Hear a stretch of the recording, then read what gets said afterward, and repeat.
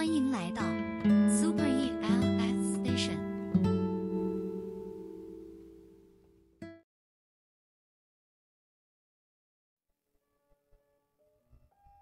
我有很多来访者跟原生家庭的关系处不好，原生家庭甚至已经变成了某种病态的代名词。我的来访者向我抱怨，他和父母旷日持久的战争，从小时候一直打到现在，父母做的每一件事都是他的反面教材，他们的一切主张都是过时的、保守的、有害身心的。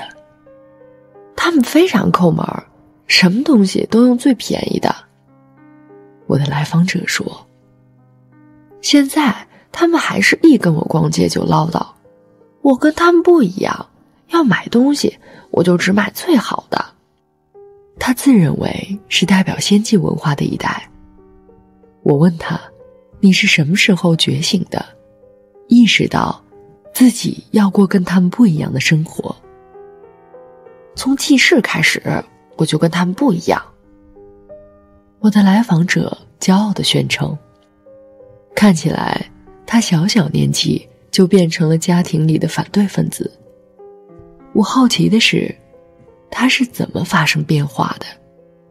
是灵魂深处的自然觉醒，还是外部环境培养使然？没钱也就算了，他们明明有钱，还要那么委屈自己，这不是有病吗？你怎么知道他们有钱？我问。我就是知道，我的来访者说，这不是重点，重点是他们这样严重伤害了我的自尊。坐公交车会为了我要不要买票的事儿跟售票员吵架，就会省几毛钱，他们还要我故意弯着腰，装得个子矮一点儿。他滔滔不绝地抱怨，但是被他轻轻带过去的部分才是重点。你怎么知道他们有钱？我又问了一遍。来访者愣了一下，他们自己说的吧？怎么了？他们为什么这样说？我追问。顺嘴说的吧？我的来访者不理解我问他这些干嘛。有时候我妈妈会怪我爸爸，说他又拿了多少奖金，都不舍得给我买件新衣服。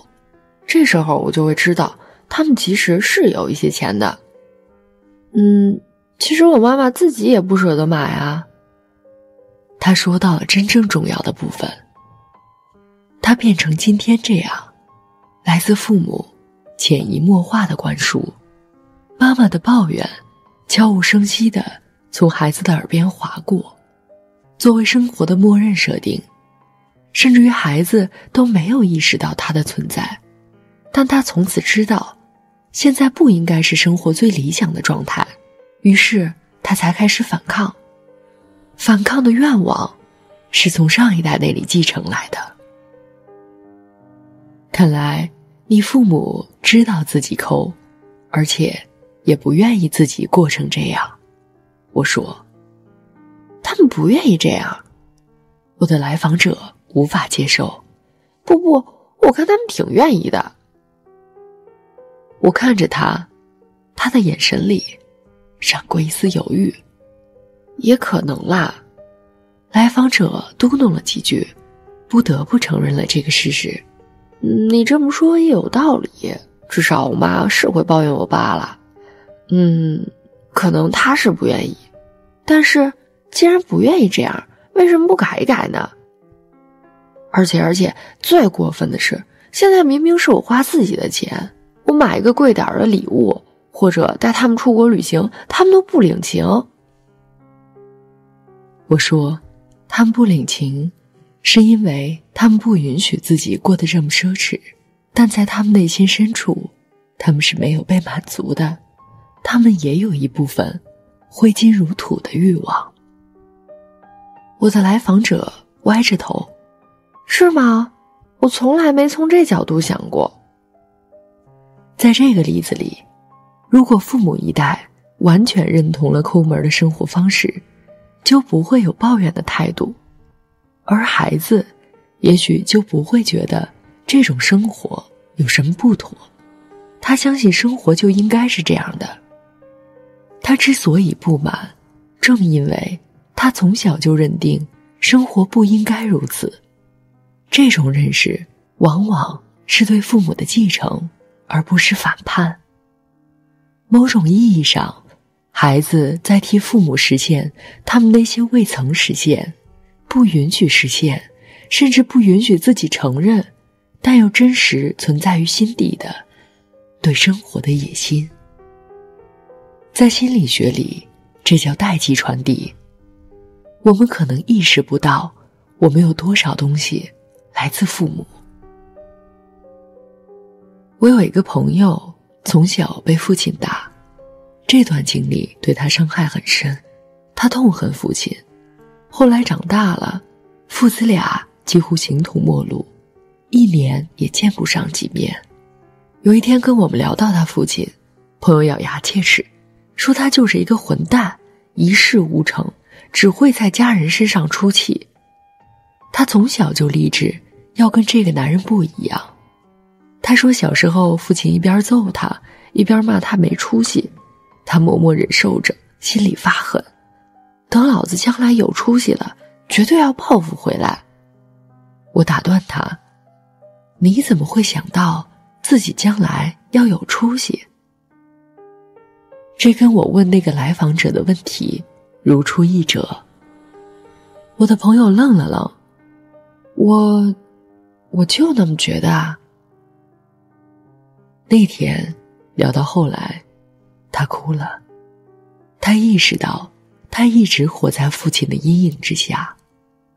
当父亲骂他没出息的时候，其实是在说你必须是个更有出息的人。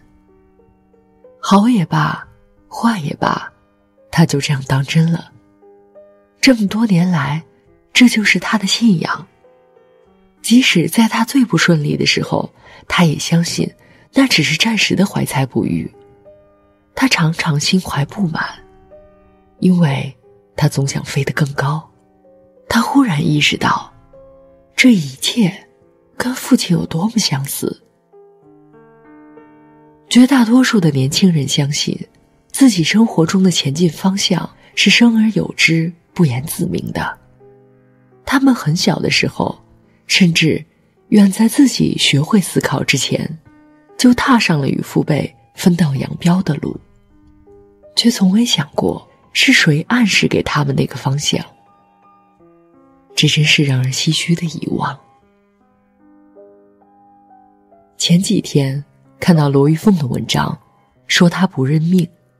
她出身贫寒，妈妈一直劝她接受现实，而她一心想追求更大的世界。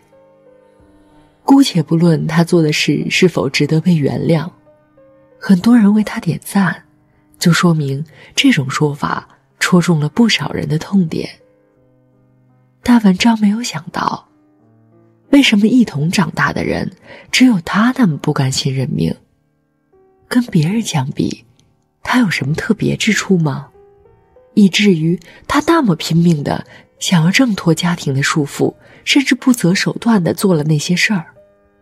那么强烈的不甘心，不是无中生有的。还得说回他心里厌弃的，努力想挣脱的家庭。他以为自己跟家庭的态度不一样。每个走出来的孩子都以为自己是家庭的革命先锋，家人只会拖后腿。你认了吧，这就是我们的命。但透过字面含义，那句话其实是暗示，这是屈辱的、不公平的、悲惨的命。所以劝你认命，恰恰是在说不要认命。真正认命的人，又何须再劝人认命呢？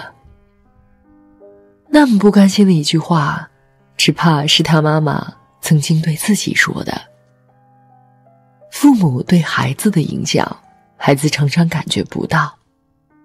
孩子对父母的继承，父母自己有时也辨认不出来。像我的来访者就问我，我花自己挣的钱，他们凭什么不允许？我说，他们可能在你身上看到了他们自己。我的来访者很难想象，可是他们跟我完全不一样，他们过得那么节省。他看不到父母那一代人的纠结，之所以用了那么大的力气克制，恰恰是因为内心不被允许的欲望太强，通过反向的作用力，他们把孩子培养成了自己向往的样子，同时也是自己所害怕成为的样子，仿佛一出自相矛盾的闹剧。两代人大部分的冲突，争吵也好，仇视也好，相互决裂也好，都是换了一种形式的传承。对原生家庭愤愤不平的年轻人，意识不到自己的反叛有多少来自于原生家庭的栽培。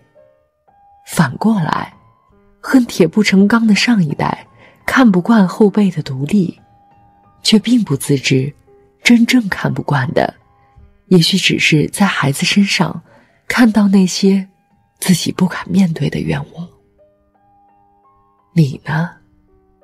你从父母身上继承了什么？